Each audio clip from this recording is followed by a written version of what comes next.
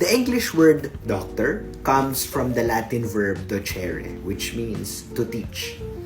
Historically, beginning in the Middle Ages, the title of doctor has been reserved for academics and university scholars who earned a PhD.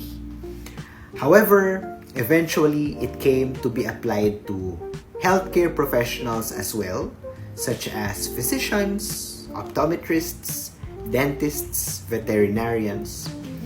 And if you are a physician, whether or not you are engaged in formal teaching, I think at the core of our profession is still teaching, because we need to teach our patients to gain control and sovereignty over their well-being.